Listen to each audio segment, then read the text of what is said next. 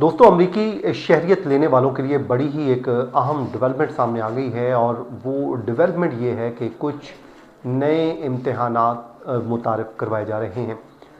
आने वाले दिनों में आपको एक नया एजुकेशनल स्टैंडर्ड इन इम्तहानात में दिखाई देगा, जिससे लाखों लोग मुतासिर हो सकते हैं। जब भी आपने अमेरिका का जो शहरियत का नेचुरलाइजेशन का टेस्ट देना है, तो उसको तजवीज़ ये सामने आ गई है कि उसको इस नए रूल्स के मुताबिक किया जाए। माजी में भी किया गया, लेकिन इस बार ट्रंप इंतज़ामिया बज़ाहिर सीरियस दिखाई दे रही है। दो वजूहात हैं। बेसिक पर्पज़ यही है कि इस पूरे सिस्टम को मुश्किल करना या फिर स्टैंडर्ड को अप कर देना, ताकि कोई भी शख्स इसका नाजायज़ फ़ायदा ना उठा सके। अब इसमें होने क्या जा रहा है, एक तो आपको पता है कि डी नेचुरलाइजेशन के केसेस में मुसलसल इजाफा हो रहा है। वही ट्रंप इंतज़ामिया, जब हम माजी का कुछ डाटा देखें तो 1991 से लेकर 2017 तक क्या था, एनुअली सिर्फ 11 केसेस ऐसे आते थे जो डी नेचुरलाइजेशन के थे। फिर ट्रंप इंतज़ामिया में वो बढ़कर सालाना, जो फर्स्ट ट्रंप इंतज़ामिया थी वो सालाना हो गए 25। लेकिन अब जो इस साल अगर हम बात करें तो कोई सैकड़ों की तादाद में ये उसको बढ़ती जा रही है, क्योंकि हर दूसरे दिन हम देखते हैं कि 10 से 15 केसेस नए दायर कर दिए जाते हैं ताकि इसको बढ़ाया जा सके। अब यही वजह है कि आपको पता चल गया होगा कि इस टेस्ट का पर्पज़ क्या है, क्योंकि अब बहुत से लोग इस लाइन में लगे हुए हैं। अब उन्हें भी मालूम होना चाहिए कि इस टेस्ट का पर्पज़ क्या है और इसमें क्या क्या तब्दीलियाँ आ रही हैं। तो इस वीलॉग में तमाम तर तफसीलात जानते हैं। अस्सलाम वालेकुम दोस्तों, मैं फ़याज़ महमूद हूँ और आज हम बात कर रहे हैं जो ट्रंप इंतज़ामिया ने एक नई तजवीज़ मुतारिफ़ करवा दी है, और उस तजवीज़ के मुताबिक बड़ी अहम नौइयत की तब्दीलियाँ रूनमा होने जा रही हैं। अमरीकी शहरियत के एग्ज़ाम में, टेस्ट में नए तालीमी जो स्टैंडर्ड हैं, एजुकेशन स्टैंडर्ड्स हैं, उनको मुतारिफ़ करवाया जा रहा है। ख़ासकर अगर हम बात की जाए नेचुरलाइजेशन टेस्ट के लिए, तो एक वाज़े फ्रेमवर्क और जो स्टैंडर्ड है उसको मुकर्रर किया जाएगा इस नई तजवीज़ के मुताबिक। और बाज़ सूरतों में ये भी कहा जा रहा है कि थर्ड पार्टी टेस्ट मुतारिफ़ करवा दिया जाए ताकि इसको और भी स्टैंडर्डाइज किया जा सके, ताकि इससे इम्तिहान लेने का जो तरीक़ाकार है वो कहते हैं कि उसमें बहुत ज़्यादा तब्दीलियाँ आ जाएंगी।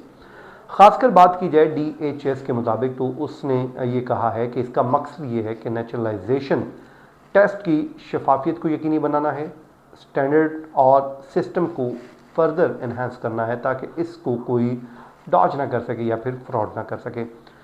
अब दोस्तों, इसमें मैं आपको बता देता हूं कि मुजवज़ा जो कानून के मुताबिक क्या क्या तब्दीलियाँ होंगी। तो वो 4 से 5 बुनियादी चीज़ें हैं जिसको अब आपने बड़ा अपने माइंड में रख लेना है। सबसे पहले बताया जा रहा है कि अमरीकी शहरियत के एप्लीकेंट को जो बेसिक इंग्लिश है वो पढ़ना, उसको लिखना और बोलने की जो सलाहियत है वो आनी चाहिए, साबित करनी होती है। जबकि अमेरिका की हिस्ट्री और हुकूमत से मुतल्लिक मालूमात दिखाना भी ज़रूरी होती हैं।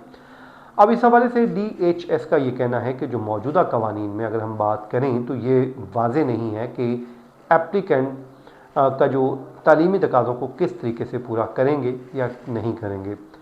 अब जो मुजवज़ा तब्दीलियों के तहत शहरियत हासिल करने वालों के लिए अब ये भी वाज़े करना होगा कि शहरियत हासिल करने वालों के लिए जो तालीमी स्टैंडर्ड है और फ्रेमवर्क क्या है, इसको भी अब मुकर्रर कर देंगे। अब DHS ये कहती है कि इस इक़दाम का मकसद जो लीगल इमिग्रेंट्स हैं उनको अमरीकी माशरे में बेहतर ज़िंदगी गुजारना और तौर पर उनको उसमें ज़म करने के लिए बड़ा अहम है। अमरीकी शनाख्त को फ़रोग़ देना मकसूद है और आइन, कवानीन और जो बेसिक रूल्स हैं, कानून हैं, उसूल हैं, उससे वाबस्तगी को भी लोगों को मजबूत बनाना है। अब जो थर्ड पार्टी टेस्टिंग का एक तजवीज़ दी जा रही है, इस पे लोग खासे परेशान हैं कि ये क्या होने जा रहा है। तो दोस्तों, USCIS के जो साबिक सुपरवाइज़र हैं, उनका ये कहना है कि ये शहरियत का इम्तिहान थर्ड पार्टी से लेने का ख्याल ये कोई नया नहीं है, बल्कि माजी में भी बिल क्लिंटन इंतज़ामिया ये इंट्रोड्यूस करवा चुकी है और इस पर उन्होंने काम किया था। तहम उनका ये कहना है कि जो मौजूदा तजवीज़ है इसमें इतनी तफसीलात मौजूद नहीं हैं जो उसके अमली असरात का दुरुस्त अंदाज़ा लगा सकें कि आखिरकार ये किस नौइयत का टेस्ट लेने जा रहे हैं या फिर थर्ड पार्टी टेस्ट का कहा जा रहा है।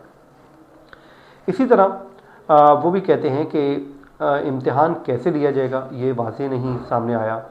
कौन से इदारों को इजाज़त मिलेगी या फिर तालीमी और ज़बान की अहलियत कैसे उसको जांचा जाएगा, ये बहुत सवालात हैं जिसको अभी सामने आना ज़रूरी है, लेकिन अभी तक तो सामने नहीं आए हैं।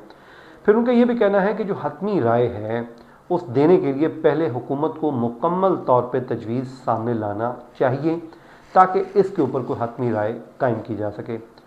अब इस पर इमिग्रेशन वकला ने भी अपना एक मौक़िफ़ रखा है और इमिग्रेशन वकला ये कहते हैं कि अगर ये तजवीज़ नाफिज हो जाती है तो दोस्तों अमरीकी शहरियत हासिल करने का जो पूरा एक अमल है वो नुमाया तौर पे तब्दील हो जाएगा।